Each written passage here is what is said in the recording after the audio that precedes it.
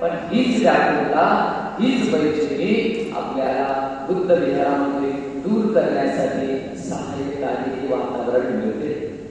ही देशना, ही वंदना, ही पूजा, हा सहवास, हे वातावरण आमच्या मनाला स्थिर करण्यासाठी लागले ठरते.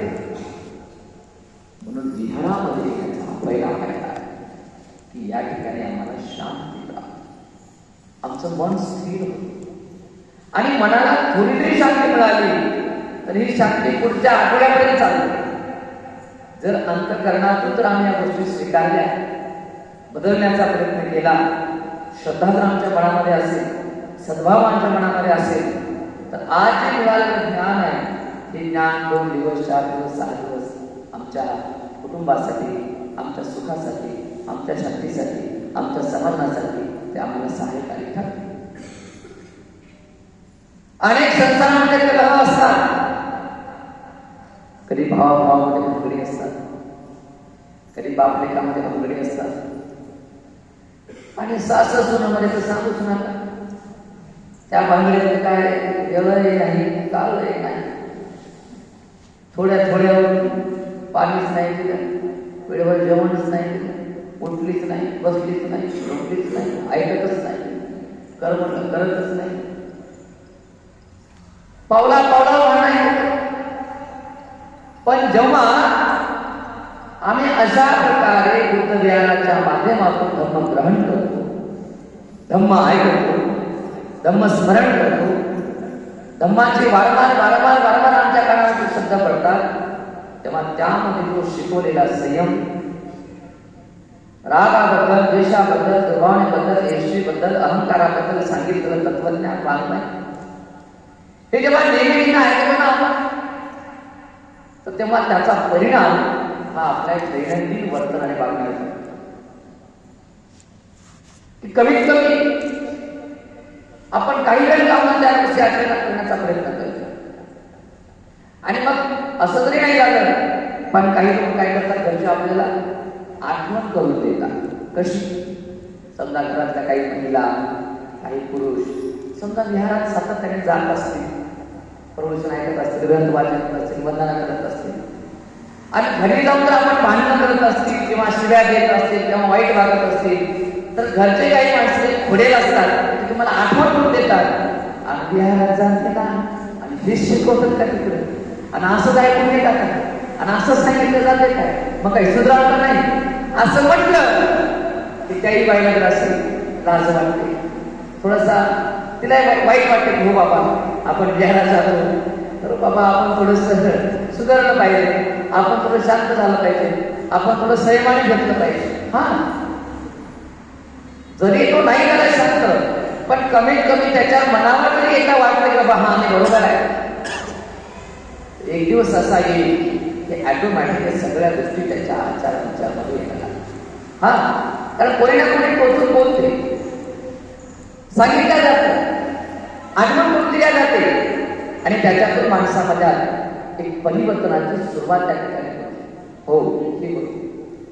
आणि मग जेव्हा एक सासू द्यायला लागते, आणि जेव्हा तिच्या पत्रामध्ये बदल यायला लागतो, तेव्हा ती आपल्या जेव्हा सुनसोबत चांगली वागायला लागते, किंवा आपल्या भावासोबत आपल्या नवऱ्यासोबत चांगली वागायला लागते, तर तेव्हा त्याचा परिणाम असा होतो की घरातले अन्य मित्र परिवार सुद्धा जेव्हा या ठिकाणी विहारामध्ये यायला लागतात, तेव्हा त्यांना सुद्धा जेव्हा हा विचाराचा मारा बसला जातो, त्यांना सुद्धा जेव्हा विचार केल्या जातात, तेव्हा त्यांच्याही मनामध्ये हा परिणाम होतो. एकंदरीत विहारामध्ये आल्यामुळे, या धम्मनिष्ठेच्या श्रवणामुळे, या धम्मनिष्ठेच्या ग्रहण केल्यामुळे जो कुटुंबातला वाद आहे, जो कुटुंबातला कलह आहे, तो कलह शांत होण्याला, स्थिर होण्याला हे बुद्ध विहार एक माध्यम ठरते. हे बुद्ध विहार एक त्याला कारण ठरते. या माध्यमातून का होणार घरातले जे वाद विवाद आहेत ते शांत होऊ लागले आहेत, जे काही मतभेद आहेत ते दूर होऊ लागलेले आहे, जी काय बैचैनी आहे तिथे स्थिरता प्राप्त होऊ लागलेली आहे, जिथे अशांतता आहे तिथे शांतता प्रस्थापित होऊ लागलेली आहे, जिथे असंयमाची वृत्ती आहे तिथे संयम प्राप्त होऊ लागलेला आहे, जिथे अधर्मीयता आहे तिथे धार्मिकता निर्माण होत लागलेली आहे. जिथे अज्ञान आहे तिथे ज्ञान विलास त्या ठिकाणी होत आहे. जिथे यज्ञयान कर्मकांड अंधश्रद्धा अंधभक्ती आहे, अंधविश्वास आहे, तिथे खऱ्या अर्थाने विश्वास, खऱ्या अर्थाने श्रद्धा, खऱ्या अर्थाने सद्भाव त्या ठिकाणी विराजमान होत आहे. आणि हे परिवर्तन ब्रह्मदेशनेच्या ग्रहण केल्यामुळे, सातत्याने विहारामध्ये गेल्यामुळे त्या ठिकाणी होते. विहारामध्ये गेल्यामुळे, विहारामध्ये आल्यामुळे सातत्याने माणसाला जेव्हा अशा प्रकारचा ज्ञानाचा बोध होतो तेव्हा ऑटोमॅटिकली माणसाला आपल्या जीवनाचं सत्य काय आहे, कारण धम्म माणसाला जीवनाचं सत्य शिकवतो. काय जीवन आहे, काय वार्धक्य आहे, काय रोगराई आहे, काय दुःख आहे, काय दुःखाची कारण आहे, दुःखावरचा कोणता उपाय आहे, कशा प्रकारे त्याला बाहेर काढता येते, या सर्व गोष्टी जेव्हा थोड्या थोड्या थोड्या प्रमाणामध्ये आम्ही सातत्याने ऐकतो, ग्रहण करतो, समजून घेतो, तेव्हा ऑटोमॅटिक माणसाला या काही गोष्टी स्मरणामध्ये यायला लागतात. अनेक माणसं आम्ही पाहतो की ते खूप अडाणी होते धम्माच्या बाबतीमध्ये, खूप अज्ञानी होते, ती माणसं ज्ञानी व्हायला लागतात. जसं आम्ही पाहतो की एक जरी माणूस बदलला तो बाकीच्या 10 लोकांना बदलतो. मी पाहिला जवळपास 15-16 वर्षापासून पाहतो आपल्या गावामध्ये 1 महिना झालेला आहे. बंतेजींना सुरुवातीला भोजन कसं द्यावं, काय द्यावं, त्यांचा सन्मान कसा करावा ते कुणाला माहीत नव्हतं. तसं माहीत असायला हवं तसं. पण जेव्हा 2-3 दिवस झाले, दोघा तिघाकडे आम्ही गेलो भोजनासाठी, की ऑटोमॅटिकली साखरेची वाढत गेली. ही तिला सांगते, ती तिला सांगते, ती तिला सांगते, तो त्याला सांगतो, तो त्याला सांगतो, तो त्याला सांगतो, आणि ऑटोमॅटिकली लोकांमध्ये ते परिवर्तन व्हायला सुरुवात होते. आज परिस्थिती अशी आहे की मला कुणाला काहीही सांगण्याची गरज नाही. परस्पर मला जे पाहिजे ते परस्पर लोकांना माहिती होते, मला जे आवडते ते परस्पर लोकांना माहिती होते, मला जे लागते वस्तू परस्पर लोकांना माहिती होते, मला कशा प्रकारे किंवा भिक्षुकांना कशा प्रकारे स्वागत करायचं, कशा प्रकारे भजन द्यायचं, कशा प्रकारे या गोष्टी परस्पर लोकांना माहिती आहेत. ही धम्माची साखळी आहे. ऑटोमॅटिक लोकांपर्यंत हे धम्माचे तत्व ते अशा प्रकारे तरंग तरंग तरंग लोकांपर्यंत पोहोचतात. आणि एकत्रित ही जी धम्माची संस्कृती आहे, ही धम्माची संस्कृती लोकांपर्यंत ऑटोमॅटिक पोहोचायला लागते आणि लोक ऑटोमॅटिकली त्या पद्धतीने त्या पदानुसार वर्तन करायला पाहायला. आता ही जरी बाह्य पाहिजे असतं, पण कमीत कमी बाह्य कामना झाले होतंय ना, सुरुवात झाली, याचा अर्थ आता सेवा होणार. एक पाऊल टाकलं याचा अर्थ आता दुसरा पाऊल टाकणार आहे, तिसरा पाऊल टाकणार आहे, चौथा पाऊल टाकणार आहे, स्पष्ट आहे. आणि म्हणून जेव्हा अशा प्रकारे आपण थोडं थोडं आपण धर्माच्या आचरणामध्ये पाऊल टाकायला लागतो, तेव्हा धर्माचं एक एक अंग खऱ्या अर्थाने आपण परिपूर्ण करायला लागतो, त्याला आचरण करायला लागतो, त्याला धारण करायला लागतो, त्याला आत्मसात करायला लागतो, त्याचं अनुकरण करायला लागतो, त्याचं चिंतन करायला लागतो, त्याचं मरण करायला लागतो, त्याच्यावर विचार करायला आपण लागतो. आणि जेव्हा धर्माचं चिंतन मनन विचार आपण करू तेव्हा ऑटोमॅटिकली हा धर्म आपल्या अंतर्मनातून फुलायला लागतो, तो अंतर्मनातून बाहेर पडायला लागतो आणि आपल्या सर्व इंद्रियावरती ऑटोमॅटिकली संयम येऊन आपण धर्मामध्ये हळूहळू प्रविष्ट व्हायला. थोडीशी जरी शांतता या ठिकाणी आपल्याला मिळाली, थोडं जरी तत्वाने ज्ञान आपल्या आचरणामध्ये आलं तर माणसाला त्याची ओढ लागली. जर तुम्हाला एक ओढ लागली नसली तर तुम्ही भल्या सकाळी 10च्या आतमध्ये तुम्ही हे सगळं घराघराच्या बाहेर सुरू तुम्ही इथपर्यंत पोहोचला नसता. पण कुठेतरी तुमच्या मनोपटलावरती धम्माचं श्रद्धा बीज पोहोचलंय, कुठेतरी तुमच्या अंतःकरणामध्ये धम्माचं बीज रोपण केलं गेलंय, ते पेरलं गेलंय आणि म्हणून त्याचं अंकुर असं फुलताना आम्हाला दिसत आहे. असे अनेक लोक आहेत जे कधीच विहारामध्ये आले नव्हते, अशा अनेक मुली अनेक मुलं आहेत जे कधीच विहारामध्ये आले नव्हते, परंतु त्यांच्या कानावरती केलं, त्यांच्या मनावरती पोहोचलं की अमुक वेळेला अमुक दिवशी अमुक ठिकाणी अमुक पद्धतीचे धम्म सांगत असतात, प्रवचन असतं, वंदना असतं. बघा हे लोकांच्या मनामध्ये पोहोचलं, हे बीज गेलं, कुणीतरी श्रवण केलं, कुणीतरी ऐकलं, कुणीतरी धारण केलं. त्याचा परिणाम असा झाला की आपण आपल्या सगळ्या गोष्टी सोडतो आणि हे धम्म ग्रहण करायला, या धम्माला धारण करायला, या धम्माचं आचरण करायला आपल्या सर्वस्वाला बाजूला सारून, आपल्या हे सुखाला बाजूला सारून आपण कृतज्ञ याचा अर्थ असा होतो की आमच्या मनावर कुठेतरी श्रद्धेच्या बीजाचं रोपण झालं आहे. श्रद्धेच्या बीजाचं रोपण झालं आहे, श्रद्धा बीज पडलाय आणि ही तुमच्यासाठी अत्यंत आनंदाची गोष्ट की तुमच्या मनामध्ये श्रद्धेचं बीज पडलंय. पण केवळ पडून उपयोग आहे का? केवळ पडून उपयोग आहे का? नाही. तर ते बीज फुललं पाहिजे, ते बीज उगवलं पाहिजे, त्याला अंकुर फुटला पाहिजे, त्या अंकुराची पालवी झाली पाहिजे. आणि त्या अंकुराला जर तुम्हाला पालवी निर्माण करायची असेल, पालवी फोडायची असेल तर ती कशी फोडायची? जसं तुम्हाला सांगितलं, उपासकांचे सद्गुण आहे. पहिला सद्गुण श्रद्धा आहे. श्रद्धा तुमच्यामध्ये केला गेला, श्रद्धा बीज तुमच्यामध्ये केलं गेलं. पण जशी श्रद्धाचं बीज तुमच्यामध्ये पेरलं की लागलीच त्याला शीलाचं अंकुर फुटलं पाहिजे.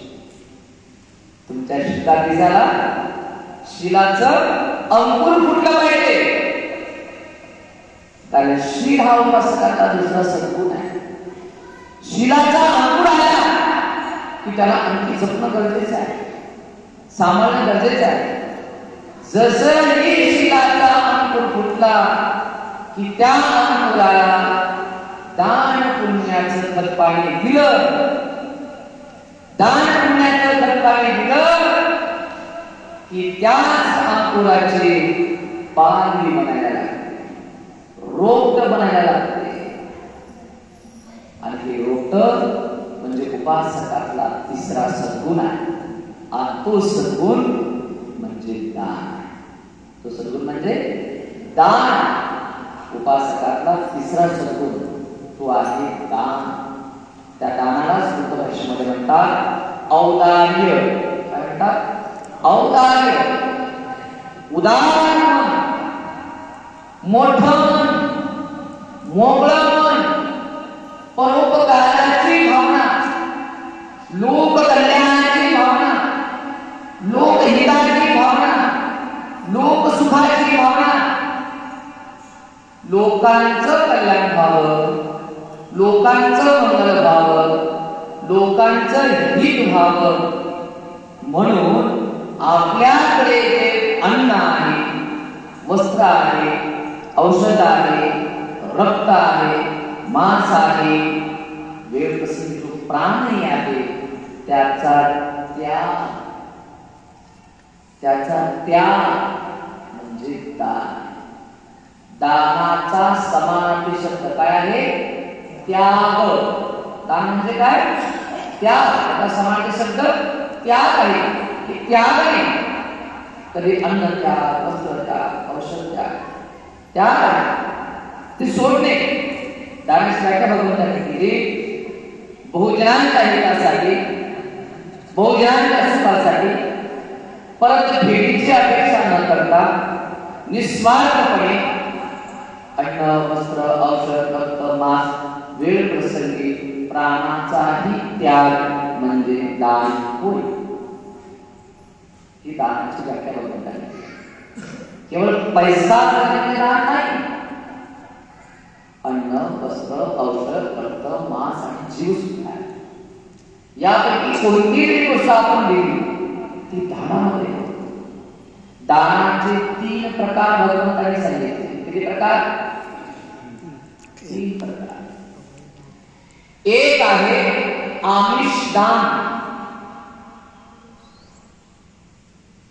दुसरा आहे अभय दान,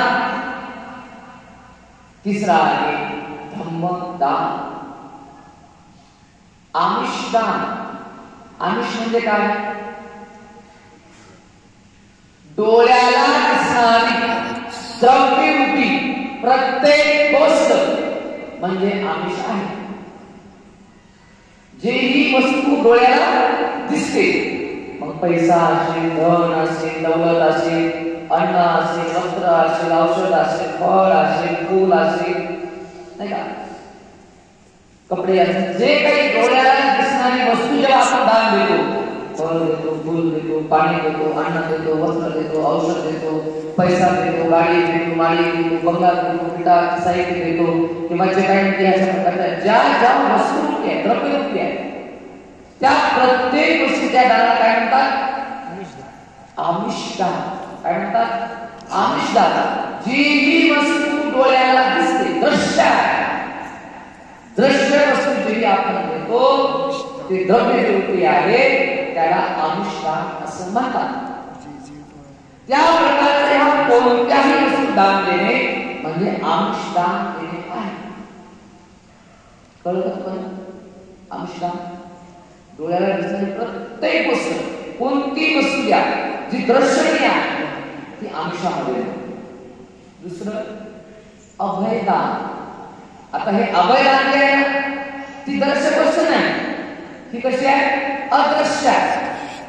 अभय, अभयचा अर्थ होतो सहारा, आधार, वात्सल्य. हे आहे अभय. उदाहरण, एखादी व्यक्ती दुःखी आहे, कसली आहे, आपण त्या व्यक्तीकडे जाणे आणि तिला धीर देणे, आधार देणे. रडू नको, मी आहे, आम्ही आहोत ना, काळजी करू नको, टेन्शन घेऊ नको. अशा प्रकारे एखाद्या व्यक्तीला जर तो भयभीत असेल तर त्याचं भय कमी करणे, तो निराधार असेल त्याला आधार देणे, तो दुःखामध्ये निवडत असेल तर त्याची सांत्वना करणे. म्हणून आपण सांत्वन करायला गेलो, समजायला गेलो, सांगायला गेलो, धीर द्यायला गेलो, धीर धर बाई, तुम्ही सोडू नको. बघा, कोणी बिमार पडलं, कोणी दवाखान्याला असलं, कोणी सिरियस असलं, कोणी गेलं, व्याकुळ असं लोकांना कधी कोणाला काही दिसत त्याला येताना पटकन समोर काय आलं, पडलं, साप आला, भयभीत होती, घाबरून जाते, नाही का. तर अशा वेळी त्याला धीर. आता कधी एखाद्या मुलाची आई हरवते, वडील हरवतात, कधी मुलगा भटकतो किंवा कधी त्याला अन्याय होतो, तेव्हा अशा प्रसंगी त्या दुःखितांना, त्या शोषितांना, त्या पीडितांना आपण धीर देतो. जे भयभीत आहे त्यांचं भय नसतं, जे दुःखी आहे त्यांची साधना करणे, जे रडत आहे त्याचे असून पुसणे. अशा प्रकारे दुःखी लोकांची सांत्वना करणे. जसं भगवान बुद्धाकडे किस्सा तुम्ही आले, तिचं बाळ गेलं होतं, किंवा पट्टाचारा आली, जसं कुटुंब उद्ध्वस्त झालं होतं. या प्रत्येकाला भगवान बुद्धाने अभय दिले, आसरा दिला. आपल्या धर्मामध्ये यही हीच करते, या धर्मामध्ये नमशिवा. हे धर्म तुमचं आधारस्थान आहे, हे धर्म तुमचं आधारस्थान आहे. निराश्रितांना हे आश्रयस्थान आहे, शरणस्थान आहे. इथे शरण दिल्या जाते, इथे आश्रय दिला जातो, इथे आधार दिला जातो. हे अभयदान आहे, हे अभयदान आहे. म्हणून तुम्ही तुमच्या जीवनामध्ये पशूंना, पक्ष्यांना बघा, कधी एखादं कुत्रा त्याला मार लागतो, पक्ष्यांना मार लागतो, कधी माणसं जखमी होतात. अशा प्रसंगी जाऊन त्यांना आपण धीर देणे, दुःख सांत्वन करणे, हे अभयदानामध्ये होते. इथे पैसा, धन, दौलत, प्रतिष्ठा, अन्न, वस्त्र, औषध या कुठल्याही गोष्टी जरूरत नाही. इथे पाहिजे ते मनातलं वात्सल्य, मनातलं प्रेम, मनातली आपुलकी, मनातला सद्भाव, मनातला चांगलपणा, मनातली प्रेमवृत्ती. या सगळ्या वृत्तीमुळे आपण अभयाचं दान देऊ शकतो. बघा, हे दान खूप महत्वाचं असतं. कोरोनाच्या काळामध्ये जे काही माणसं मिळली, कोरोनामुळे नाही मिळली, त्यांना कोणी सांत्वन करणार नव्हतं. त्यांना कोणी धीर देणारं नव्हतं, घरचंही नव्हतं आणि दादाचंही नव्हतं, आणि म्हणून माणसं हाय खाऊन गेली. ते काय फायदा जाऊन कोणीच नाही आणलं, एवढा पैसा, एवढं धन, एवढी दौलत, एवढं पद, एवढी प्रतिष्ठा, पण जवळ कोणी नाही ना, कुणी सेवा नाही, कुणी धीरही नाही ना. बघा, जो माणूस दुःखी असतो, बिमार असतो, त्याच्या जवळ तुम्ही गेला, त्याच्या डोक्यात फक्त असा मायेचा हात फिरवा, काळजी करू नको बापू, आम्ही आहोत ना. बघा, त्याचा हातच कमी होतो, त्याच्या हाती बिमारी कमी होते. केवढी मोठी बिमारी आहो, केवढी मोठी बिमारी आहो. डॉक्टर म्हणला ना, डॉक्टर म्हणला ना, अरे काळजी करू नको, मी आहे ना, मी आहे, तुझं ठीक कर, असं म्हटलं की तेवढ्याही दुःखामध्ये होणारा जो पेशंट आहे त्याला धीरच, त्याला आधारच. हे शब्दाची कमाल आहे, ही हाताची कमाल आहे. बघा तुम्ही, जे लेकरं असतात, जे लहान असतात, किंवा ज्यांच्यावर जे प्रेम करतात, त्यांनी फक्त असा डोक्याने हात फिरवा, थोडं पाठीने हात फिरवा, बाबा आम्ही आहोत ना, काहून टेन्शन घ्यायला लागलं.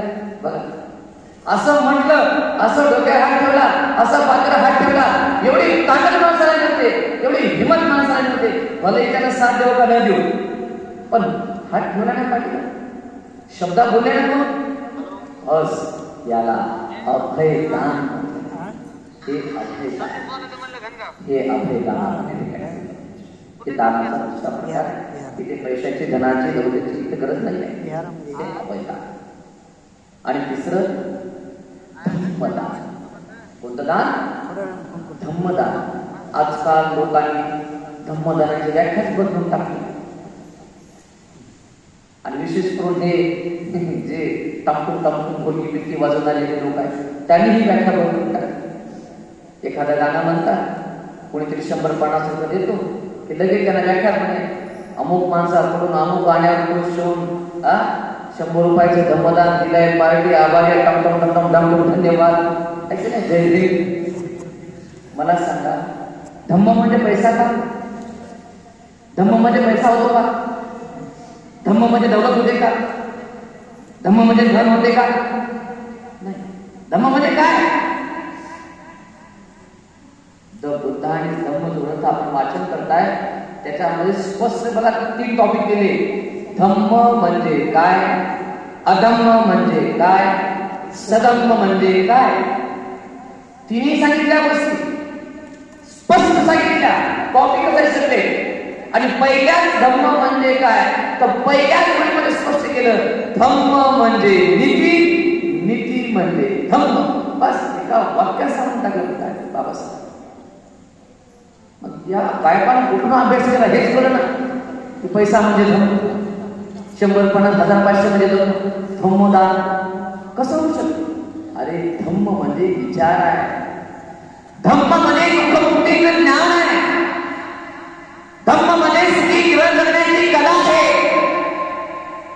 जन्मांच्या बंधनातून मुक्त होण्याची ही कला आहे, मुक्ती मोक्ष निर्वाणाकडे घेऊन जाणारा हा मार्ग आहे. धम्म हे तत्वज्ञान आहे, माणसाला माणूस बनवण्याचं तत्वज्ञान आहे. त्याला पैसा कसं समजतो? अरे पैसा तर आमिष दानामध्ये पडतो, ते द्रव्यदान आहे. धम्म म्हणजे विचार आहे, धम्म म्हणजे ज्ञान आहे, धम्म म्हणजे बोधी आहे, धम्म म्हणजे प्रज्ञा आहे, धम्म म्हणजे नीतिमत्ता आहे, धम्म म्हणजे नैतिकता आहे, धम्म म्हणजे नीती आहे, धम्म म्हणजे मानवता आहे, धम्म म्हणजे समतावादी विचार आहे, मानवतावादी विचार आहे, दुःखमुक्तीचं ज्ञान आहे, निर्वाणाकडे घेऊन जाणारा मार्ग आहे, जीवन परिशुद्ध करण्याची कला आहे, सुखी जीवन जगण्याची आणि सुखाने मरण्याची कला म्हणजे धम्म आहे. आणि अशा धम्माचं म्हणजे अशा तत्वज्ञानाचं दान म्हणजे धम्मदान.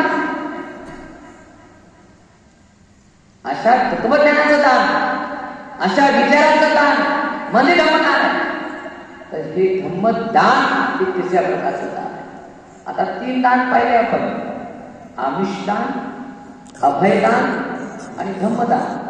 आता आमिषदानामध्ये सगळ्या वस्तू येतात दिसणाऱ्या, सगळ्या वस्तू येतात. पण तुम्ही कितीही वस्तू द्या, पण धम्माची बरोबरी करू शकत नाही. बघा, धम्म मंडळीमध्ये आपण म्हणतो, काय म्हणतो, यं किंची रतनं लोके विजति विविधा कुतु रतनं धम्मसमं नत्थि तस्मात्सुद्धि भवन्तु मे. यं किंची रतनं लोके विजति विविधा कुतु. पुथू, पुथू म्हणजे पृथ्वी, पुथू म्हणजे काय, पृथ्वी. विविधा म्हणजे या पृथ्वीवर विविध प्रकारचे अनमोल असे काय आहेत, रत्न आहेत. रत्नं लोके, नाना प्रकारचे रत्न आहेत जे अत्यंत मूल्यवान आहेत, महागडे आहेत. कोणकोणते रत्न सांगू शकता का तुम्ही? हिरे, माणिक, मोती वगैरे वगैरे सांगू शकता का महिला मंडळ? कोणते कोणते रत्न आहेत?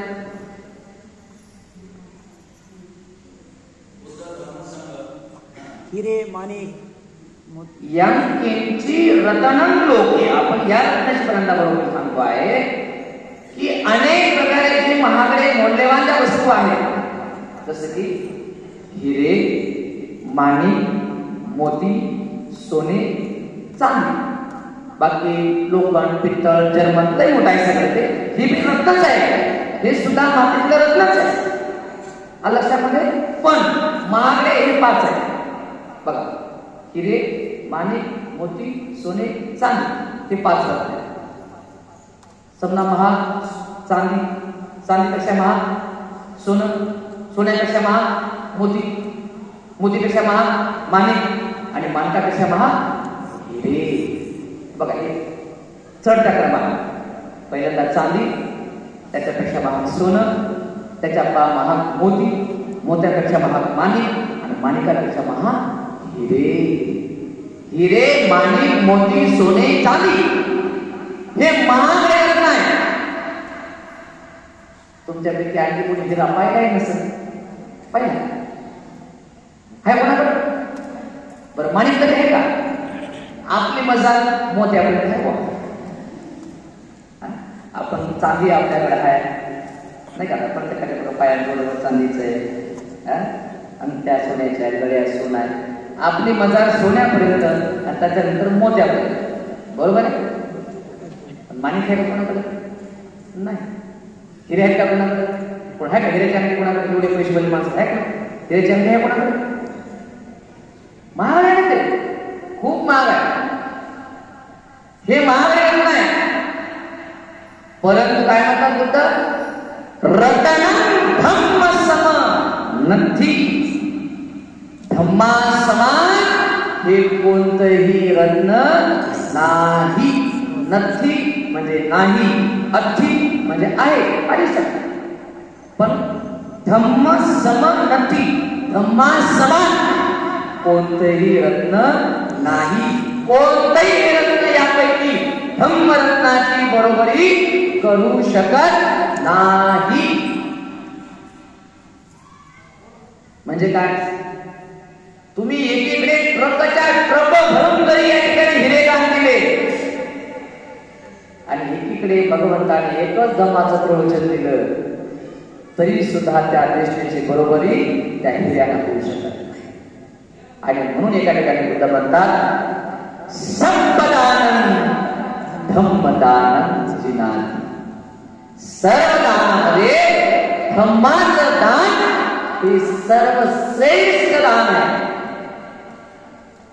तुम्ही जे दान देताय ना, आम्ही एवढे पैसे दिले, आम्ही एवढा विकार केला, आम्ही एवढं भोजन दिलं, आम्ही बुद्धी दिली, आम्ही हे दिलं, आम्ही ते दिलं, हे सगळं काहीच नाही.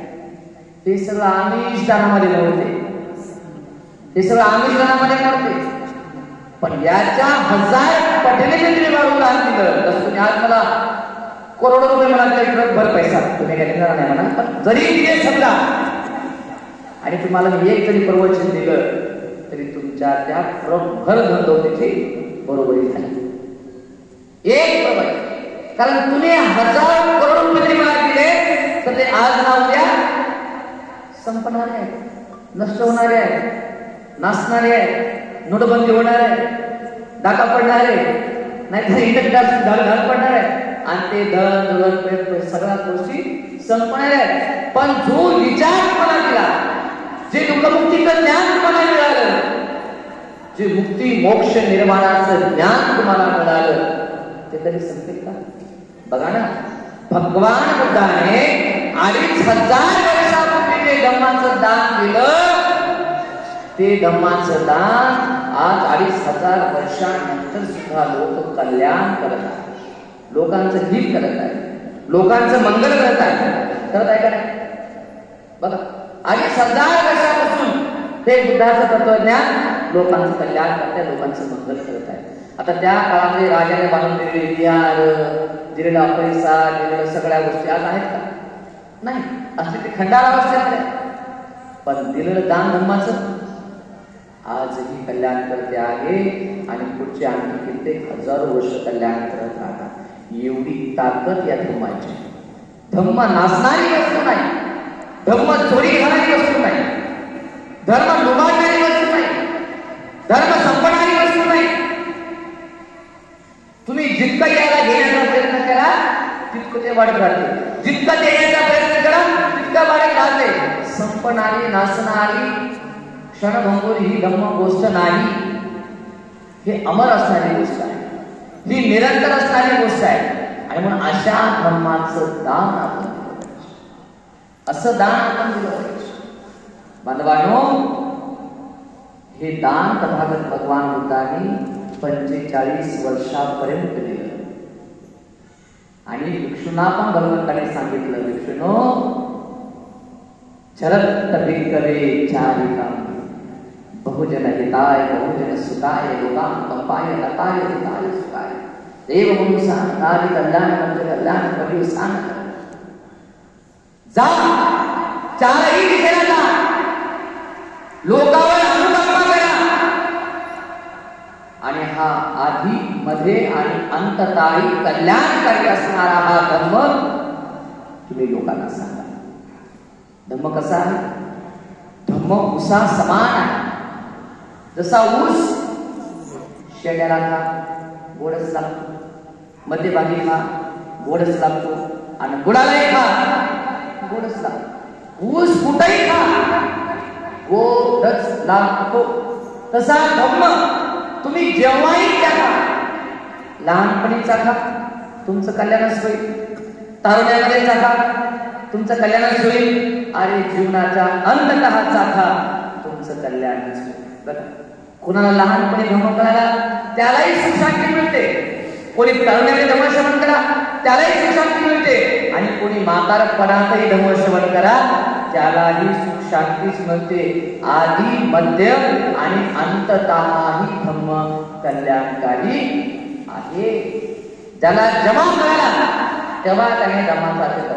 म्हणून असा आधी मध्ये आणि अंततः सुद्धा कल्याणकारी असणारा हा धम्म, या धम्माचं ज्ञान तुम्ही जगाला दिलं पाहिजे, या धम्माचं दान तुम्ही जगाला दिलं पाहिजे. आणि हे दान सुद्धा निस्वार्थ परत फेडीची अपेक्षा न करता केवळ लोकांचं कल्याण व्हावं म्हणून, लोकांचं हित व्हावं म्हणून तुम्ही धम्मदान द्या. बुद्धांनी सांगितले दान द्या, केवळ उपासकात नाही सांगितलं. आता मसाल म्हणते की आम्हाला म्हणतात दान द्या दान द्या दान द्या, तुम्ही काय करता? अरे आम्हाला सांगितलं भगवान बुद्धाने ह्या लोकांचं काय रे, हे पैसा धन दौलत पद पतीचा हे तर संपणार आहे, नाचणार आहे. पण जे कधी न नाचणारा विष्णू धम्माचं दान तुम्ही द्या. जेव्हा भगवान बुद्ध शेवटच्या क्षणाची घटना मोजत होते, लोकांची गर्दीच्या गर्दी होती, भगवंताचं वंदन करण्यासाठी, कारण भगवान का मानणार होते. एक सुभद्रा नावाचा माणूस त्या ठिकाणी आला आणि तो म्हणला, मी भगवान बुद्धाला नुसतं वंदन करणार नाही, मला भगवान बुद्धाकडून धम्म ऐकायचं. म्हणे आता भगवान बुद्ध या जगामध्ये असणार नाही, त्यांचं महापरिनिर्वाण होणार आहे आणि त्यानंतर तुम्ही कोणी धम्म मला सांगाल का ना सांगाल मला माहित नाही, परंतु आता मला भगवंताकडून धम्मच ऐकायचं. म्हणते आनंद त्याला म्हणतात, अरे बाबा, तुला जर धम्म त्या ठिकाणी वंदन करायचं नसेल तर करू नको, पण आता भगवंताला उगा त्रास देऊ नको. ही वेळ धम्म ऐकण्याची नाही, धम्म सांगण्याची नाही, भगवान बुद्धाला जाण्याची वेळ आलेली आहे. हजारो लोक रांगेमध्ये थांबलेले आहेत. चल बाजूला हो लवकर, तुला वंदन करायचं करायचं नको करू वंदन, होय बाजूला. पण तो म्हणतो नाही नाही नाही, मी जाणार नाही बाजूला, मला भगवंताकडून धम्मच ऐकायचं आहे, मी हटणार नाही बाजूला. ते शब्द भगवान बुद्धाच्या कानावरती पडतात आणि बुद्धाला असं वाटते, अरे एखादा तहानलेला माणूस आलाय नदीजवळ, तहानलेला माणूस आलाय आणि कोणीतरी म्हणते फक्त त्या नदीला पाण्याला हात जोड आणि निघून जा. अरे कशी तहान भागेल त्याची, कशी तहान भागेल. आणि मग असं होतं की त्या नदीला पूर येतो आणि त्या अतृप्त माणसाची त्या ठिकाणी तहान लागते. आणि मग असा विचार भगवान मनामध्ये करून आनंदाला म्हणतात, अरे आनंदा, अरे येऊ दे त्याला, तहान दिला त्याला, येऊ दे त्याला, सोड माझ्याकडे, मी त्याला धम्म सांगतो. आणि मग त्या सुभद्राला भगवान बुद्ध मरता मरता आपल्या धर्माचा उपदेश त्याला दिला. आणि उपदेश दिल्यानंतर भक्ते आनंदाला रंगावरती शहर येत आहे. त्या आनंदाला भगवान बुद्ध म्हणतात, काय म्हणतात, बुद्ध म्हणाले घे आनंद ध्यान घे, बुद्ध म्हणाले घे आनंद ध्यान घे, मागेल जो तयाला धम्माचे दान दे, मागेल जो तयाला धम्माचे दान दे, धम्माचे दान दे. बुद्ध म्हणाले घे आनंद ध्यान घे, मागेल जो तयाला धम्माचे दान दे, धम्माचे दान दे. अरे आनंदा, ज्याला ज्याला धर्माची गरज आहे, अरे त्याला धर्माचं दान दे रे, कारण संपदान धम्मदान जिनाती. सर्व दानामध्ये धम्माचं दान हे सर्वश्रेष्ठ दान आहे. आणि हे दान तथागत भगवान बुद्धांनी शेवटच्या क्षणापर्यंत 45 वर्ष तर दिलंच, पण शेवटच्या क्षणापर्यंत सुद्धा आपल्या धर्माचं दान भगवंतांनी दिलं. आणि स्वतः नाही दिलं तर भिक्खूंना सुद्धा आदेश देऊन ठेवला, विष्णू तुम्ही सुद्धा तुमच्या शेवटच्या क्षणापर्यंत लोकांना तुम्ही धर्माचं दान दिलं पाहिजे. बांधवांनो, हे तथागत भगवान बुद्धाचं आदर्श उदाहरण आमचा प्रत्येक भिक्खू हा मुराशी बाळगू नये. बाकी भिक्खू तर काय, पण मी माझं स्वतःच मी तुम्हाला सांगतोय, मी सुद्धा संकल्प माझ्या जीवनामध्ये केलाय की माझ्या श्वासामध्ये श्वास जोपर्यंत आहे तोपर्यंत मी धम्माचं दान लोकांना देत आहे. 2016 मध्ये मी अशा प्रकारे तो संकल्प तेव्हापासून केलेला. वसावासामध्ये मला 3 महिने माझ्या हाताला सलाईन होती, 3 महिने इंजेक्शन गोळ्या. आणि आता सुद्धा आमचे दीपकराव या ठिकाणी आहे, आणखी एक दोघं माझ्यासोबत हॉस्पिटलला आले. जेव्हा माझ्या घशाला आतून पूर्ण इन्फेक्शन झालं, पूर्ण घसा लाल झाला, डॉक्टर म्हणले भरती तुम्हाला बोलणं बंद करावं लागेल. मला डॉक्टर साहेब बाकी काही सांगा, पण बोलणं बंद करायला कसं, काही सांगा बघा म्हणजे भरती. मग आम्ही एवढंच सांगितलं तुम्हाला. बस आमची बालवस्त आहे काय त्याला साक्षीदार आधी मला डॉक्टर सांगतात कालेजी तपासण्या केला तर कालही म्हटले बोलणं बंद करावं लागेल. म्हटलं सर मेलं तरी चालेल, बोलणं नाही बंद म्हणा, कारण माझं पुण्य आहे. आज मी बोलू शकतो, चालू शकतो, लोकांना धम्म सांगू शकतो. माझ्या म्हणजे हजारो लोक जर विहारामध्ये येत असतील, हजारो लोकांना शांती मिळत असेल, धम्माची प्रगती होत असेल, तर माझं हे बोलणं, माझं हे जीवन हे या लोकांना समर्पित आहे. आणि म्हणून मी नेहमी माझं जेव्हा प्रवचन चालू करतो तेव्हा सांगत असतो की डॉक्टर बाबासाहेब आंबेडकरांनी केलेल्या सद्धम्माच्या क्रांतीमध्ये आपलं संपूर्ण जीवन समर्पित करतो. या शब्दानेच माझ्या दृष्टीने सुरुवात होते. तुम्ही शेकडो प्रवचन ऐका. समर्पित जीवन आहे. मी संकल्प केलाय की मी अंतरणामध्ये सडून मरणार नाही, मी इकडं तिकडं थपून मरणार नाही. मला बोलता बोलता धम्म सांगता सांगता मरण यावं एवढीच माझी इच्छा आहे. आणि मग मी कितीही जरी दिमाग असतो, किती जरी मला तकलीफ झाली, किती जरी मला त्रास झाला, पण मी लोकांना धम्म देण्यासाठी यत्किंचितही माघारी येत नाही. काय होईल ते होईल. मी नंतर पिन ड्रॉप सायलेंट असतो, धम्मनिष्ठा झाले की पिन ड्रॉप सायलेंट असतो. नंतर किती मुख करायचं राहा, पण जेव्हा लोकांना धर्म सांगायची वेळ येते तेव्हा पोट तितकं जितकं सांगते तितकं सांगण्याचा प्रयत्न करा. कारण सबदान धम्मदान जिनाती, सर्व दानामध्ये धम्माचं दान हे सर्वश्रेष्ठ दान आहे. या दानातून ही दानाची मान्यता माणसाची होते. दान पारणता ही बोधिसत्वाची बुद्धत्वकडे घेणारी अवस्था आहे. ही दान पारणता म्हणजे माणसाच्या मुक्तीची अवस्था आहे. कोण्याही माणसाला जर मुक्त व्हायचं असेल तर त्याला दान करावं लागत. दानाशिवाय माणूस मुक्त होऊ शकत नाही. आणि मला जर मुक्ती मिळवायची असेल, माझी पारमिता मला पूर्ण करायची असेल, तर मला दान दिल्याखेरीज पर्याय नाही. आणि म्हणून जे सगळ्यात मोठं दान आहे ते म्हणजे धम्माचं दान आहे. जे सर्वात श्रेष्ठ दान आहे ते म्हणजे धम्माचं दान आहे. ते धम्मदान लोकांना दिवसभर आणि रात्री झोपेपर्यंत देत नाही. जोपर्यंत झोप येत नाही तोपर्यंत आम्ही धम्माचं दान लोकांना देत राहतो. आणि जशी सकाळ झाली तेव्हापासून धम्मदानाचा सुरुवात करतो. हे धम्मदानाचं पुण्य आम्ही आमच्या पदरामध्ये पाळतो. तुम्ही तर फक्त काय देऊ शकता? आमिषदान आणि अभयदान. धम्मदान तुम्हाला बस की बात नाहीये. कारण धम्म देत असताना, धम्माचं दान देताना ती पात्रता आमच्या अंगी असते. तुमच्यामध्ये शील असेल तर तुम्ही शिलाचा उपदेश लोकांना देऊ शकता. तुमच्यामध्ये श्रद्धा असेल तर तुम्ही लोकांना सेवा करू शकता. तुमचं मन स्थिर असेल तर तुम्ही लोकांना ध्यानाबद्दल बोलू शकता. तुमच्या अनुकरणात आचरणात दम असेल तरच तुम्ही लोकांना बोलू शकता ना. आणि तरच लोकांवर इम्पॅक्ट होतो, त्याचा परिणाम होतो.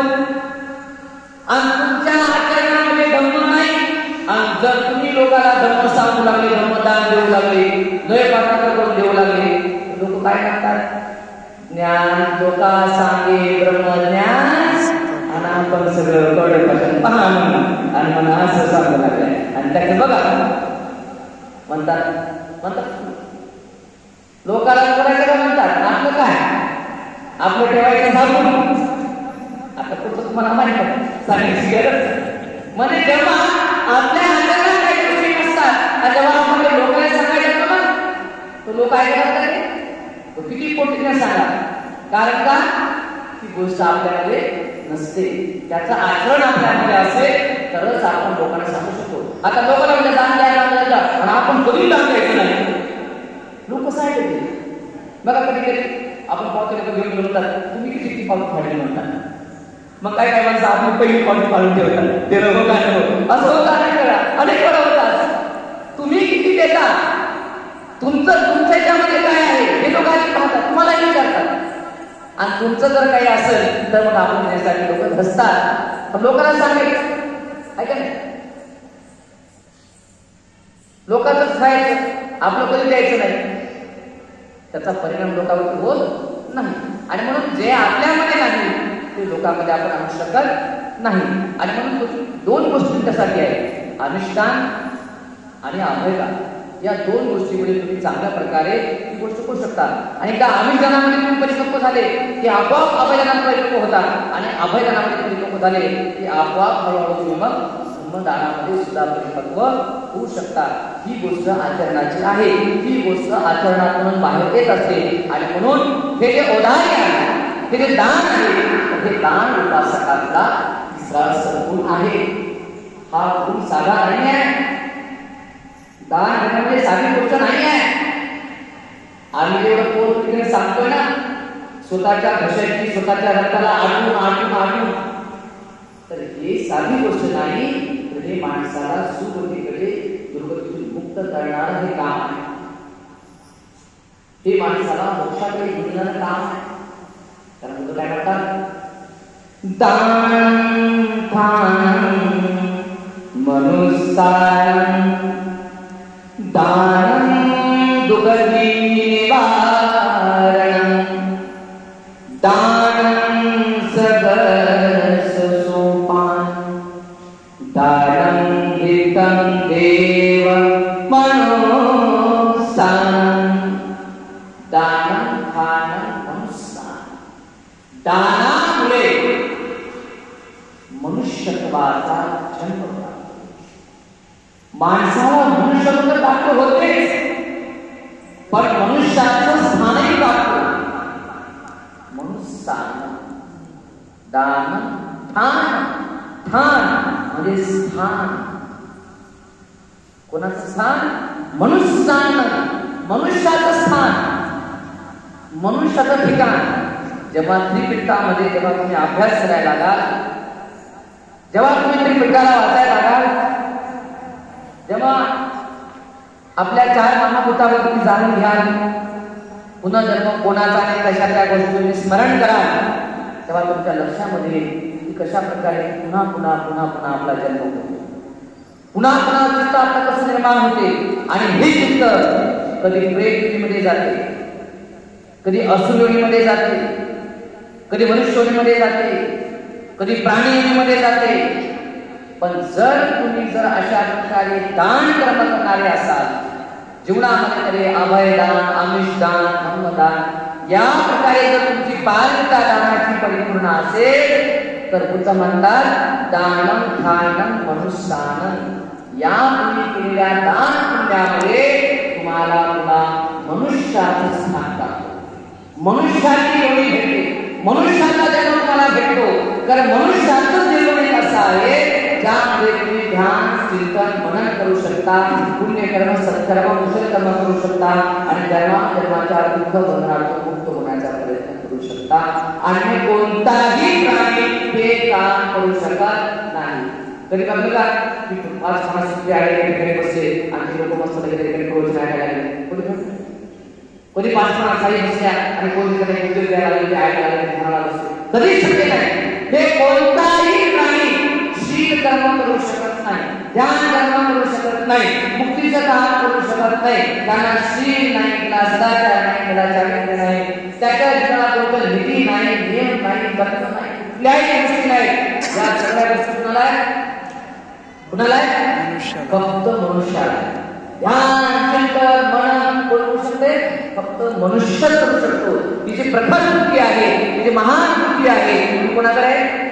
फक्त मनुष्याकडेच आहे. म्हणून बुद्ध म्हणाले इच्छो मनुष्यपदी लावो. सगळ्या जन्मामध्ये मनुष्याचा जन्म हा दुर्लभ आहे, महान आहे, श्रेष्ठ आहे. आणि हे श्रेष्ठ जन्म कशामुळे प्राप्त होतो? कशामुळे? दानामुळे प्राप्त होतो. दानं ठाणं मनुष्यानं. अंगोत्तर निकायामध्ये आहे दानं ठाणं मनुष्यानं.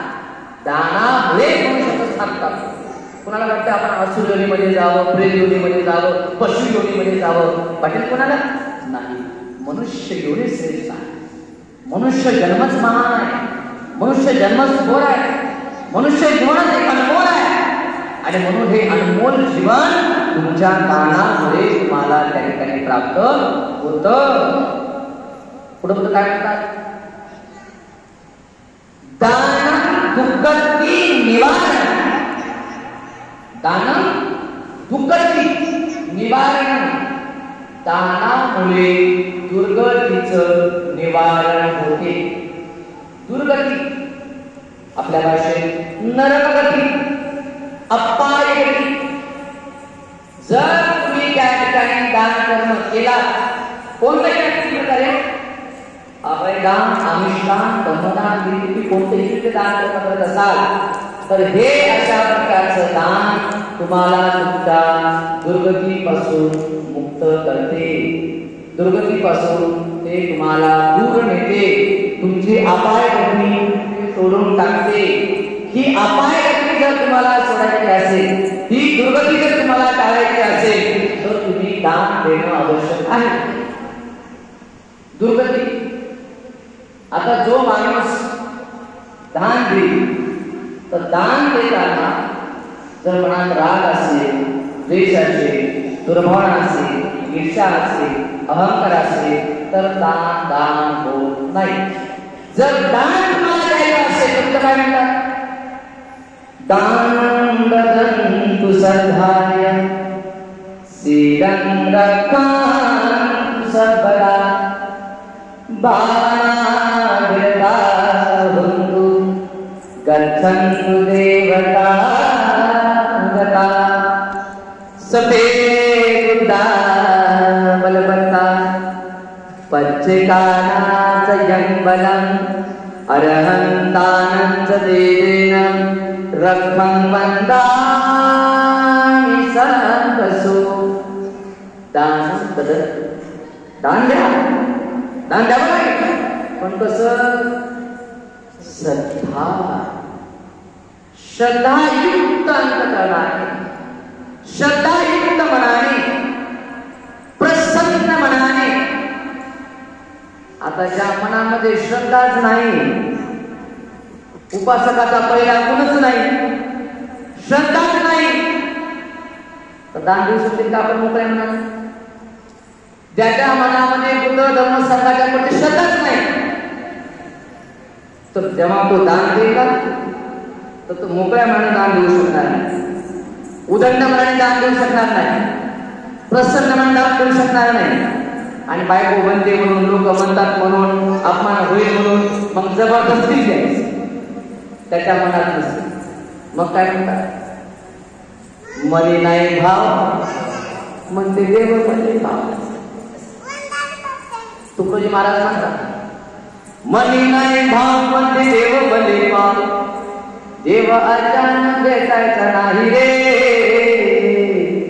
देव बाजाचा भाजीपाला नाही रे. तुकडोजी महाराज कीर्तन आहे, माझं नाही, तुकडोजी महाराज म्हणतात. आता बाबा म्हणते कीर्तन आहे म्हणायला लागले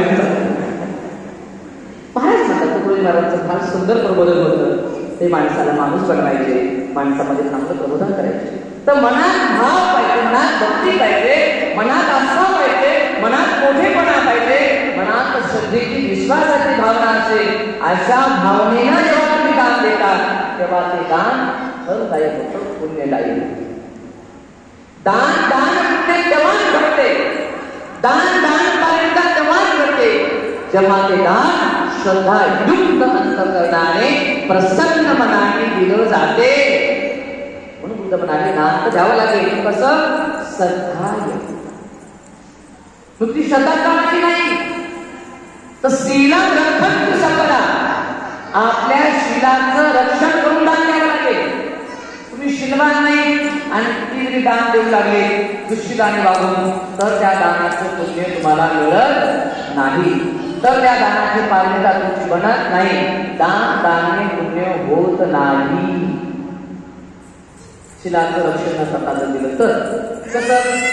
समजा तुम्ही एखाद्याचा खून केला, एखादी सुपारी घेतली, खून केला आणि त्याच्यातून मिळालेले पैसे तुम्ही इकडे आणून गोट्याच्या गटी दान केली, तसं दान पुण्य होत नाही, तिथे दान पालिका बनत नाही.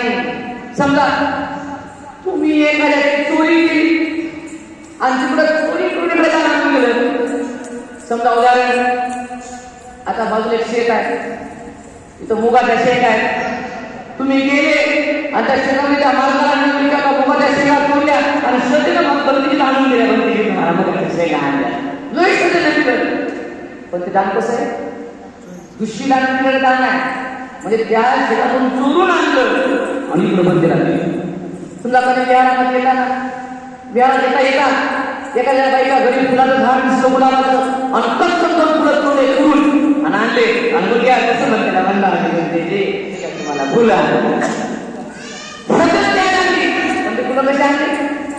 करून तर त्याचं दान पुण्य होत नाही, त्याची पुण्य पालिका बनत नाही. तुम्ही चोरी करून तिकडून आणत असाल आणि पण मोठ्या मनाने दान देत असाल तर ते दान पुण्य होत नाही. पण चोरी करून दिलेलं दान पुण्य होत नाही. आपल्या कष्टातून, आपल्या परिश्रमातून, आपल्या परिश्रमाने, आपल्या घामाने, आपल्या मेहनतीने आपण कमावतो. मग भले थोडंसं राहूया, 1000 रुपये नका देऊ, 10 रुपये द्या, 2 रुपये द्या, पण ते तुमच्या कष्टाचे कमाल. पंचपक्वान खायला बंद नका देऊ, चटणी भाकर द्या, पण ते तुमच्या श्रद्धेतून, दानातून, कष्टातून, परिश्रमातून मांडलं पाहिजे, तर त्याचं दान पुण्य घडते. व्याधीच्या तुम्ही तिकडे देह विकू लागले, देह विकून पैसा कमवायला लागले, आपको पैसे बंदराम द्यायला लागले, तर त्याचं पुण्य होत नाही. मला माहिती आहे, औरंगाबाद मध्ये जेव्हा बाबासाहेब कॉलेज लागू लागले तर एक नाचणारी बाई, मला माहिती कसं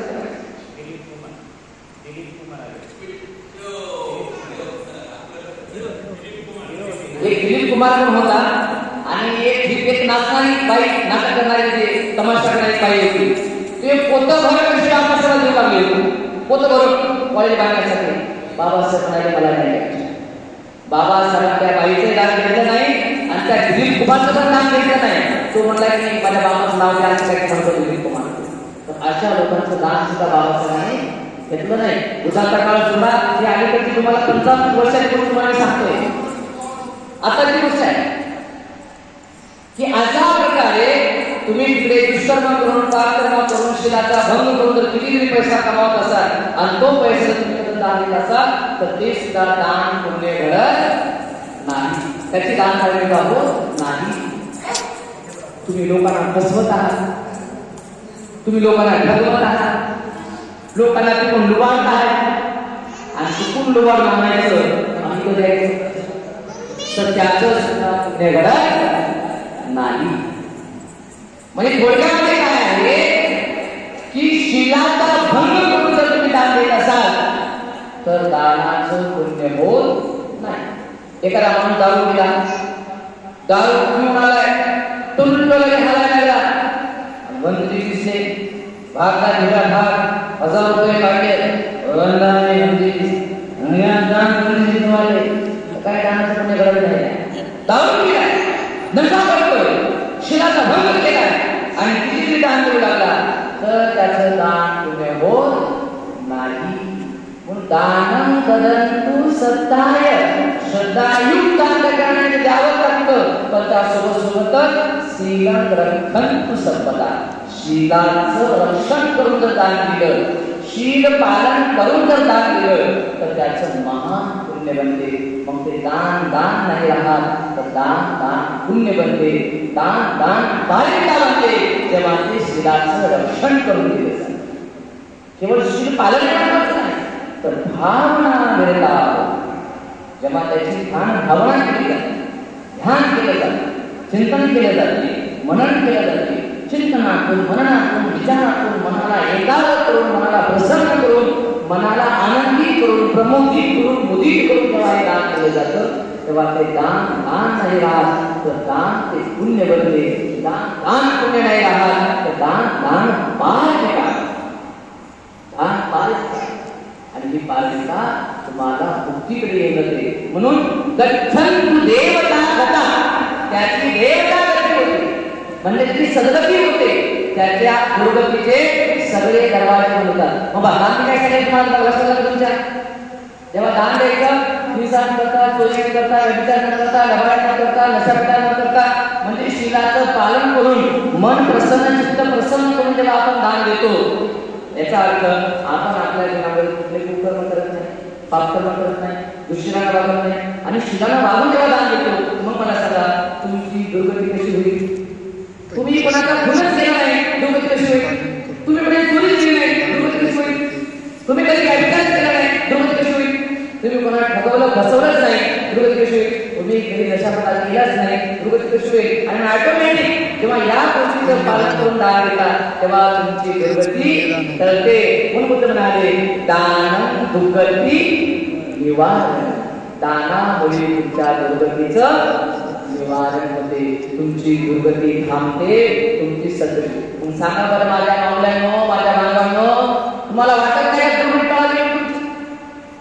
तुम्हाला कोणाला वाटते आपली अपाय गती व्हावी, वाईट गती व्हावी, नरक गती व्हावी?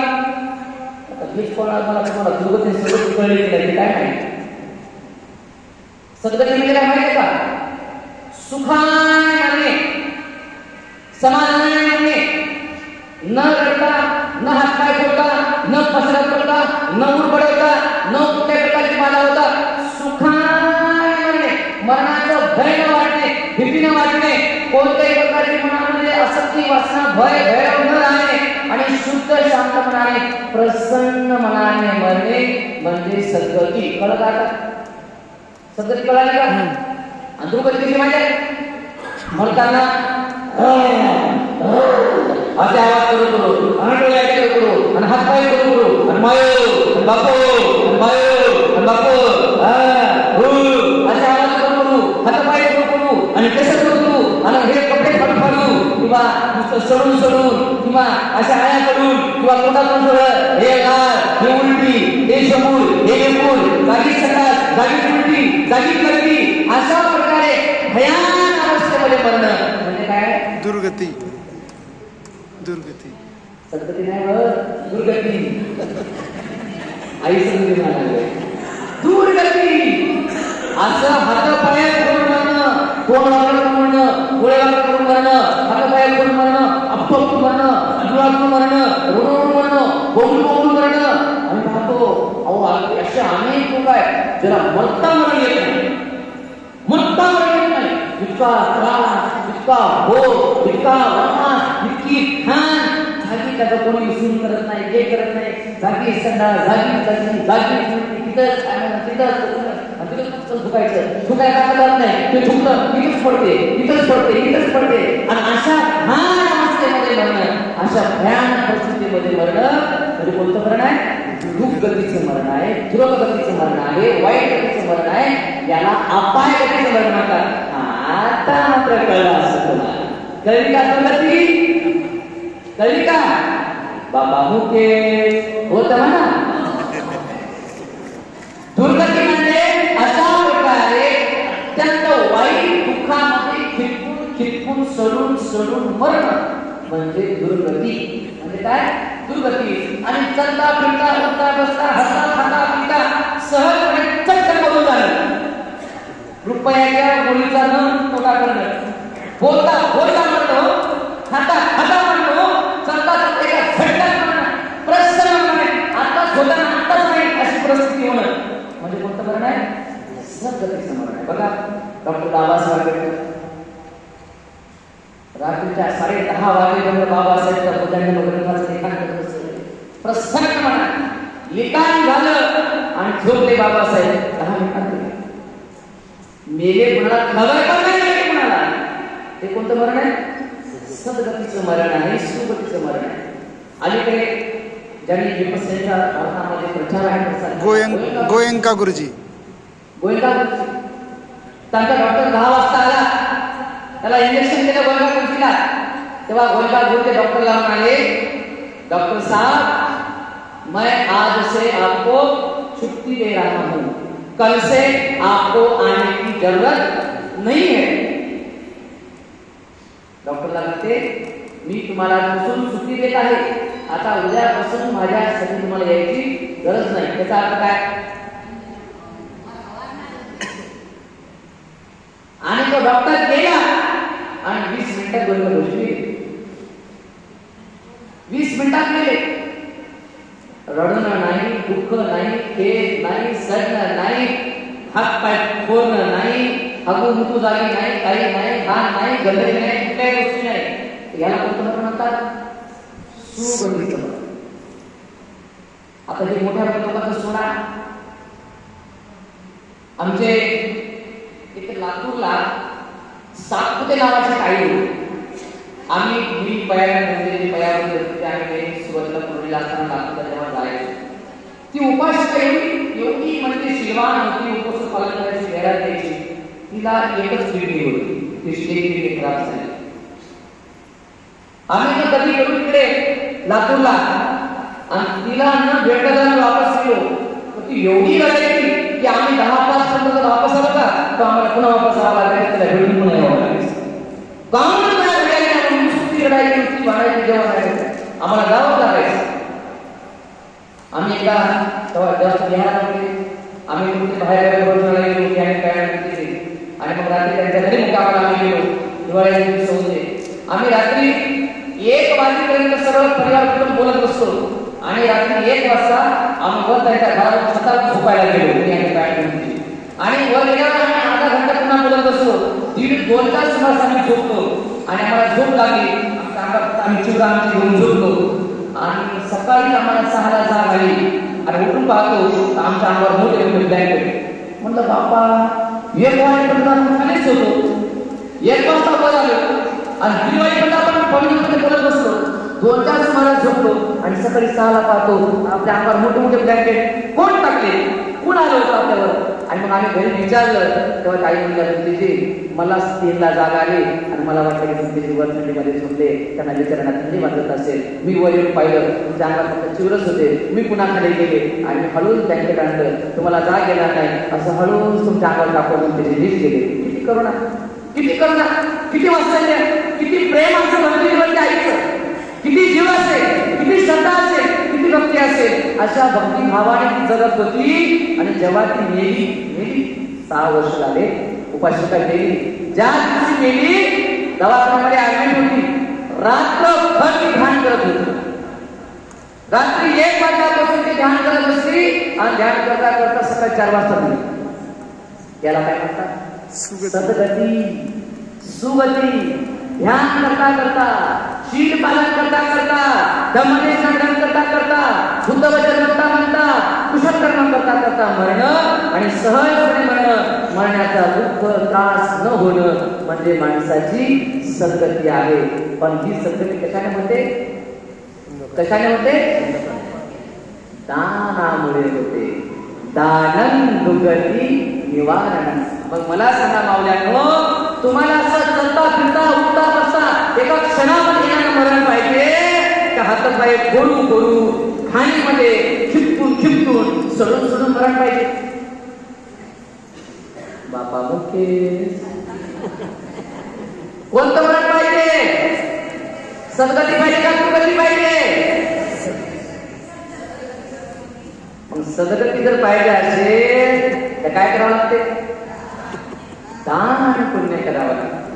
केवळ पैशामध्ये दान नाही. पुन्हा सांगतो तुम्हाला, आमिष दान, अभय दान, धम्मदान, कोणतेही वेगळे दान तुम्ही करू शकता, कोणतेही वेगळे दान तुम्ही करू शकता. दानं दुर्गती निवारण. दान हे तुमच्या दुर्गतीचं निवारण करते, तुमची दुर्गती होऊ देत नाही. दानं सत्तस्य सोपानं. सत्व म्हणजे स्वर्ग, सोपान म्हणजे शिडी पायरी. सगळं म्हणजे काय? स्वर्ग. सोपान म्हणजे शिडी पायरी. दानं सत्तस्य सोपानं. दान हे स्वर्गामध्ये म्हणजे सुगतीकडे जाण्याची काय आहे? पायरी, शिडी आहे. एक पायरी. भोजनदान दिलं 1 पायरी चढली, वस्त्रदान दिलं 2री पायरी चढली, औषधदान दिलं 3री पायरी चढली, श्रमदान दिलं 4थी पायरी चढली, रक्तदान दिलं 5वी पायरी चढली, अर्थदान दिलं 6वी पायरी चढली, धम्मदान दिलं 4वी पायरी चढली, अभयदान दिलं 8वी पायरी चढली. असं एक जेव्हा आपण दान देत राहतो तेव्हा एक पायरी सुगतीकडे जाते. या जगामध्ये अशी कोणती स्त्री नाही की जी तुम्हाला सुगतीला घेऊन जाईल. एकच जी उपासनासाठी आहे ती म्हणजे दान. की दानाच्या माध्यमातून तुम्ही स्वर्गाची सुगतीची एक पायरी चढू शकता. म्हणून दान हे सत्कस्य सोपान. दान हे स्वर्गाकडे जाण्याची, सुगतीकडे जाण्याची, सद्गतीकडे जाण्याची काय आहे? सीडी आहे, पायरी आहे, स्टेप आहे. एक स्टेप तुमच्या दानामुळे तुम्ही बरोबर चढू शकता. कळलं तुम्हाला? दान सत्कस्य सोपान. दान थोडं स्वर्ग कल्पना एकदा क्लिअर. सुगती सांगितलं ना, स्वर्ग म्हणजे सुगती, सद्गती, तिथे सुखात जगणारी वर्ण आहे. सुगती, सुगती पुन्हा पुन्हा सांगतोय. सप्त म्हणजे सुगती. आपण जरा म्हणतो सुगतो लोकरीतू अंतरो, माणसाची सुगती होणे, चांगली गती होणे, सुखाने म्हणणे, आनंदाने म्हणणे, प्रसन्न मनाने म्हणणे, हॅपी, एकदम प्रसन्न चित्त, ती आहे सुगती. मग राग केल्यावर, द्वेष केल्यावर, अहंकार केल्यावर, स्वार्थ केल्यावर, मीपणा केल्यावर आपण प्रसन्न राहील करा की नाही. जिथे माणूस शील पालन करतो, शील रक्षण करतो, तोच माणूस प्रसन्न असतो. आणि जो प्रसन्न आहे आणि सगळं आपण त्याची राग, आता एखाद्या माणूस लय राग येतोय, त्याचा चेहरा काय हसला नाही का, लय रागाला हसायला कोणी रागामध्ये हसते का कोणी, कदापि नाही. रागामुळे माणूस कधी सुखी होऊ शकत नाही. रागाने भीक माग म्हणतात, रागामध्ये मात्र भिगत मागायची तरी येते. हो असंच आहे. म्हणून जिथे राग सोडला, द्वेष सोडला, दुर्भावना, ईर्ष्या, अहंकार, आसक्ती या सगळ्या गोष्टी सुटल्या म्हणजे त्यागाला आसक्ती सुटली. त्यागाला जेव्हा त्यागी माणूस बनतो तेव्हा तो निरासक्त असतो. जेव्हा निरासक्त असतो तेव्हा तो प्रसन्न असतो. जो प्रसन्न असतो तो सुखी असतो. पण जेव्हा सुखाने आणि प्रसन्न मनाने म्हणतात त्याला सुगती म्हणतात, त्याला सद्गती म्हणतात, त्याला स्वर्गही म्हणतात. हो, हे स्वर्ग आहे तिथे तुम्हाला सुखाचे क्षण भेटतात. स्वर्गाची व्याख्या काय? तिथे आनंद आहे, सुख आहे, प्रसन्नता आहे. हा, या पुण्यामध्ये म्हणतात ही सुगती आहे. म्हणून ही दानामुळे माणसाला सुगती प्राप्त होते, स्वर्ग प्राप्त होते. दानम हितम देव मनुष्यानं, दान हे केवळ तुम्हालाच नाही, जेवढे देवदान नाही त्याला आपण देवता असं म्हणतो, जेवढे मनुष्य आहेत त्या सगळ्यासाठी जे आहे. तुम्हाला सांगितलं ना, बुद्धाने सुद्धा 45 वर्षापर्यंत दान दिलं. आम्ही सुद्धा उठल्यापासून झोपेपर्यंत लोकांना दान देतो, कारण दान सगळ्यासाठीच आहे. ज्याला ज्याला मुक्त व्हायचंय त्याला 10 पारिमिता पूर्ण करावी लागते. आणि 10 पारिमितेमध्ये दान पारिमिता एक आहे. ती पारिमिता जोपर्यंत तुम्ही पूर्ण करत नाही तोपर्यंत तुम्ही मुक्त होऊ शकत नाही. म्हणून दानम दानम मनुष्यानं, दानम दुगते निवारण, दानम सत्वस्व सोपानं, दानम हितम देव मनुष्यानं. हे दान आहे आणि दानाचं पुण्य आपल्या मनामध्ये पाडून घेतलं पाहिजे. हे दानाचा जो एक अंग आहे हा उपासकाचा एक 3ऱ्या क्रमांकाचा सद्गुण आहे. आणि तो गुण तुमच्यामध्ये आला पाहिजे. पण दानाचा गुण तुमच्यामध्ये जर यायचा असेल तर तुम्हाला त्या ठिकाणी त्यागी जीवन जगावं लागेल, निस्वार्थ बनावं लागेल. दान देत असताना औदार्य म्हणून सुरुवातीला तुमचं मन कसं पाहिजे? उदार पाहिजे. जर तुमचं मन कंजूस असेल, कमकुवत असेल तर तुमच्याकडून दान कधीच होणार नाही. एक गोष्ट सांगतो तुम्हाला, थांबतो. एक असा कंजूस माणूस होता, तो कधीच काही येत नव्हता. अहो बाजारात जायचा ना, दुपारी नाही जायचा, तो संध्याकाळी जायचा ना. संध्याकाळी स्वस्त मिळते, बाजारात स्वस्त मिळते म्हणून तो संध्याकाळी जायचा. इतका चमूस होता. आणि एक दिवस तो दुपारीच गेला बाजारात. आणि जसाही बाजारामध्ये गेला की बाजाराच्या एंट्रीलाच त्याला भिकारी भेटला. आणि भिकारी म्हणा रुपये दे. आता इतका चमूस माणूस एक तर बाजारामध्ये उशिरा येतो आणि कोण गेला तर बाजार करायच्या अगोदर त्याला भिकारी भेटला म्हणला ते मला दाम मला 1 रुपया. आता चिंबूस म्हणून देईल नाही. ते काय म्हणला, मी आताच बाजारामध्ये आलो, बाजार झाला की चिल्लर झाली की तुला देतो. ते म्हणला काळजी करू नका, केवढ्याची नोट काढा, चिल्लर आहे म्हणे माझ्याकडे. केवढ्याची नोट काढा, चिल्लर आहे म्हणे माझ्याकडे. आता कधी मस्त अवघड झालं. हे म्हणे काम मला पैसे देऊन पडतील म्हणे, मला पहिले बाजार करू दे. त्यांना सगळा बाजार केला. या भिकाऱ्याचं लक्ष त्याच्यावर बाजार झाला की लगेच भिकारी म्हणे झाला बाजार ते आता. पण चिंबूसच ते म्हणजे सगळे पैसे संपले माझे, पैसे संपले मी माझे. ते काम कर म्हणे उद्या घरी ये म्हणे, घरी बघा रुपयासाठी घरी ये म्हणे. ठीक आहे. भिकारी सुद्धा एवढा जिद्दी होता माझ्यासारखा की उद्या सकाळच्या घरी गेला. हे ऑफिस मध्ये तयार होऊन जायला निघाला चुकून भिकारी येणार दिसला. अरे बाबा म्हणजे काय आपल्याला झाले. भिकारी घरात आला, त्यानं पटकन मध्ये गेला आणि म्हणे, हे बघ ते भिकारी आला म्हणे आणि त्याला सांग की आमचे मालक घरी नाही, बाहेर गेले. तो भिकारी आला, ती बाई बाहेर आली आणि म्हणे, अहो म्हणजे ते घरी नाही म्हणे, ते बाहेर गेले. पण भिकारी नाही माझ्या, ती म्हणे इथंच बसतो म्हणे येईपर्यंत. बाईवर बसला म्हणजे काही हरकत नाही म्हणे, मी इथंच बसतो म्हणे. 1 घंटा झाला, 2 घंट्याला ड्युटीला जायचं. ते म्हणे अहो गाणं ड्युटीला वेळ झाला. ती बघणार बसतो तिथंच म्हणे, ती उतरच ना झालं म्हणे. एक काम कर म्हणे, त्याला सांग म्हणे की आमचा मालक मेला म्हणून सांग. ते म्हणे अहो आम्ही रुपयासाठी मरता का? बायको त्याची रुपयासाठी मरता का? तुला काय करायचं म्हणे, घरात बसून रुपये सांगायला की मला किती कष्टात रुपये कमवायला, तर तुला सांगलं ते म्हणे, नाही सांग करायचं म्हणून. तिला वाटलं सांगलं की जाईल. ते आले, बाई आली त्याची बायको म्हणे अहो ते मेले म्हणे कधी मेले, आताच मेले म्हणे, जाऊन येते असं काय म्हणे. ते गेला सगळ्या गलीला सांगितलं, अमुक माणूस मेला म्हणून सगळ्या गलीला सांगितलं आणि लगेच त्यानं सगळ्या लोकांना घेऊन आला. बाई झाली परेशान म्हणे, अहो म्हणे त्यानं सगळ्या लोकांना असं म्हणून त्या माणसं तरी पंचायत झाली आणि यानं मेल्याला सोडून दिलं. आता तोच पडला, मेल्यासारखा आज पडला.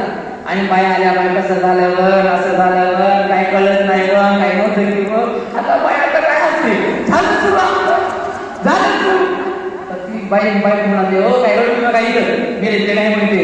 बाईवर रडू असे करू नको, माझं त्या बसला होईल ना, रडून घे असं नको. अहो मेले नाही होते होते बाई, कुणाला होते वर नवरा म्हणले की मेलाच नाही म्हणते, तिला घ्यावं बसला बाई रडून घे कुठे रडायला सांगायला, तिला माझ्या नवरा गेला नाही कुठे मध्ये गेला नाही होते वर लई साड बसता चढून गेला नवरा नेला, तिला मेलाच वाटणं झाला. आता रडून घे बाई, मोकळी हो म्हणायला लागले. आणि तिथं तोपर्यंत त्या भिकाऱ्यानं तिरडी आणि सगळी तयारी सगळं तयारी केली भिकाऱ्यानं. सगळं केलं, लोक आले आणि त्याला उचललं. बाई म्हणजे मेल्या नाही करायला लागले. म्हणजे होतीला बाजू नाही, तिला बाजूला होते बाई म्हणजे कोणाला वाटते नवरा दिला तरी मेलच नाही वाटते, बाजूला घेऊन तिला तिला जवळ जाऊ दे ना, तिला धरून बाई रडून राहिले, बाई रडत राहिले. कशाला त्या गेलंय रात्रीवर बांधलं मी आणि त्याला उचलून न्याय मिळाले कसं म्हणतात. भिकाऱ्याने तयारी केली कसं त्याला सगळी तयारी केली भिकाऱ्याने आणि त्याला न्याय लागले. आणि तरी काही ताटत लगे असं लगे ताटत लगे. बाई सांगण्यावर अहो म्हणे काही होते गेले नाही, अहो म्हणे पैशाचं भांडलंय. बाया म्हणा बाई पैशासाठी जीव घेतला व बयाने तिला तो म्हणे बाई पैशामुळे भांडे केला व बाई पैशाचा आहे म्हणे भांडले, पैशाने जीव घेतला व म्हणे बाई असं रडायला लागली. आणि नेलं सगळं आणि त्या समस्यातही गेलो तरी फटत, त्या सरणाला ठेवले तरी फटत, तरी फटत आणि रचलंय तरी फटत आणि पेटून दिलंय आणि तरी फटत. पण जसं मड पेटलं आणि जसा त्याला चटका बसला की तडकात उठला आणि जसाही उठला की भिकारी लगेच पुढं टाकतो महालू लगेच भिकारी तयार होता की म्हणे महालू त्याला कपाळाला हात, त्याला कपाळाला रुपया आणि दिला त्याला आणि लगेच पुजारी आला म्हणे महावीर रुपये म्हणे तो आधी रुपया कशाला कर्मकांड पूर्ण झाला म्हणे कर्मकांड पूर्ण केल्यानंतर काय करू कर्मकांड पूर्ण झाला त्याचा रुपया दिला. याची चुकी दिली. काही काही अशी चिमूस माणसं असतात ते लय टाळायचा प्रयत्न करतात पण त्याने किती टाळायचा प्रयत्न केला पण ते टळत नसते. हा ते द्यावंच नाही. आणि म्हणून बुद्ध म्हणाले दान हे पुण्य आहे. दान पण हे कंजूसपणा नसावा, कमजोरपणा नसावा. दान उदारपणाने द्यावं, दान मोठेपणाने द्यावं. दान हा उपासकातला सद्गुण आहे. दान हे उपासकातलं फार मोठं अंग आहे. या दानामुळे माणसातला अहंकार ढळतो, माणसातला स्वार्थ ढळतो, माणसातला मोठेपणा ढळतो, माणसातला जे काही म्हणजे न्यूनगंड आहे तो दानामुळे कमजोर होतो. आणि म्हणून दान हा उपासकातला सद्गुण आहे. या सद्गुणाची वाढ आपल्याला आपण केली पाहिजे. कंजूसपणानं आपण राहू नये आणि कंजूसपणाने खुरखुर करू नये, तुटून जीव आपला करू नये. तर औदार्य, दानाला औदार्य मोठ्या मनानं उदार मनानं आपण दान कर्म जीवनामध्ये केलं पाहिजे. पैसा देणं म्हणजेच दान नाही, पण आपण आपली मनात सांगतोय अन्न, वस्त्र, औषध, रक्त, मांस, श्रम, शेवटी जीवन दान, हे सुद्धा दान आहे. या प्रकारे कोणतंही दान करून तुम्ही त्या ठिकाणी मुक्त होऊ शकता, तुमची दुर्गती टाळू शकता, तुमची सद्गती करू शकता. आणि ते करण्याचा प्रयत्न तुम्ही खऱ्या अर्थाने त्या ठिकाणी केला पाहिजे. ही बुद्धाची शिकवण आहे, ही बुद्धाची विचारधारा आहे. बघा, ह्या सगळ्या गोष्टी आहेत जे माणसाला सद्गतीला घेऊन जातात. आणि मग या गुणाला आपण जीवनामध्ये स्मरण करा, या गुणाला धारण करा.